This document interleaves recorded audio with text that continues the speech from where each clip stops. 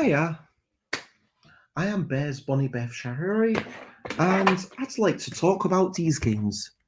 Difference or Difference and Difference Junior, which is a spot the difference game where every card has two differences to every other card. When I first played this game, I was like, how did they make that work? And then I worked it out, and I was like, oh my gosh, that's so clever, and I fell in love with it. So there's a platonic ideal, there's a version of this image, and there's a version of this image, and there's a version of this image and the other two images that are in each box. Each box has four images that you can go through. And every card has one difference from this platonic ideal.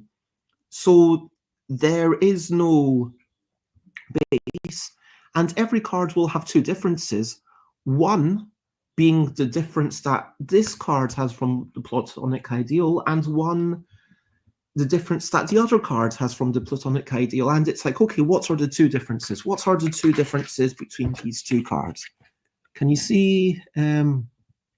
I honestly can't. Okay, what's the two differences? I mean, this is the junior version, and I still kind of find it hard to find differences sometimes. I'm sure that everyone will be saying, hey, it's so obvious.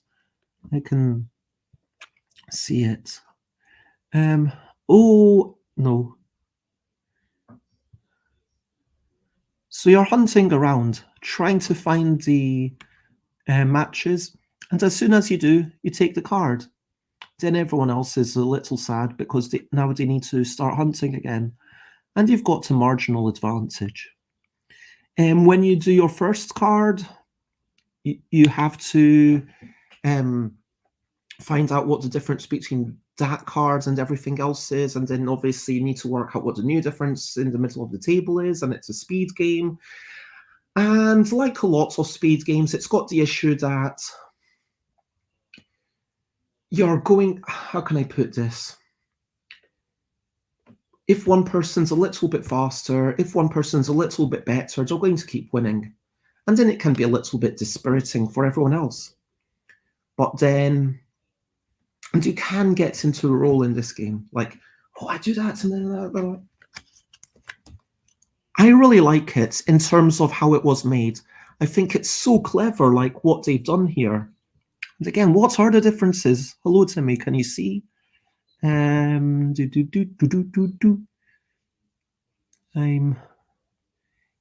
struggling to find the differences. Have you spotted one? Have you? Oh, I think I saw one. Okay, one difference is the little bow tie. Yep, we saw that at the same time, and there's always two differences. So where's the other difference? And this is the thing, okay, this is the junior version. This is meant to be easier than the adult version. And we've been looking at this for so long, and can you find a second difference? Let me check that my hands aren't covering it. I mean, I'll show you some of the adult things. I mean, they're not adults as in risque, but yeah, let's just assume that we're struggling. I'm struggling too much. Maybe someone out there can find things. In the junior version, the drawings are a bit more bold and bright. So you've got that monkey parade. You've got the front image. You've got the ice cream people.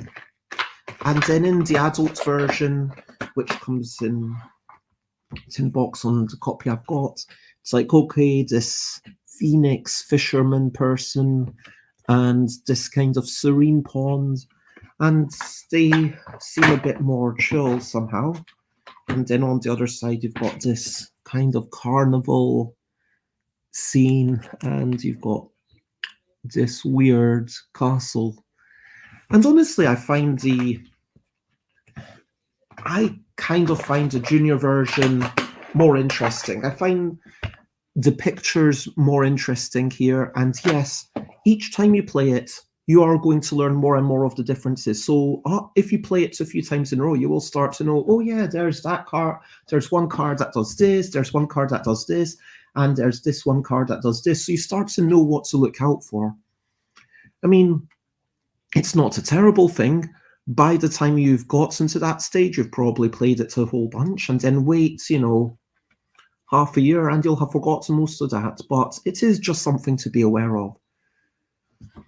My other issue is that, like most Spot the Difference games, it's kind of like trivia. You want it ideally to be on the cusp of your ability. You want it to be like, oh, I just saw that. And you want to have this moment of realization, because that moment of realization is what gives the game the joy, I think. And if I'm playing in a 4-player game, statistically, I'm only going to get that moment of, hey, I found it 1/4 of the time. And I guess that's fine. But then, if I'm not as good as McCall, because McCall's she's better at observation, then I never get that moment of satisfaction. And it's just like, oh yeah, there's another thing that I didn't see for ages. I like this game. It's simple. It's easy to explain. It's fairly obvious, but it does come with the slight drawbacks of how speed games normally work, in that, like Jungle Speed, which I will beat anyone who's not played the game before. In this game,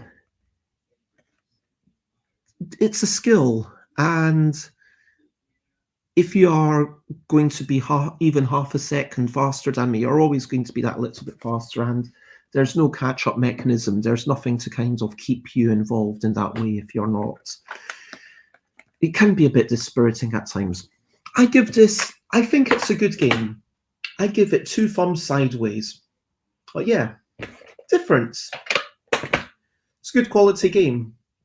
Oh yeah, and obviously Shigamic, I love that company because they pay me money for your game. Bye, bye, bye, bye. This is a goodbye song. Bye, bye, bye, bye. Thank you for watching along. Bye, bye.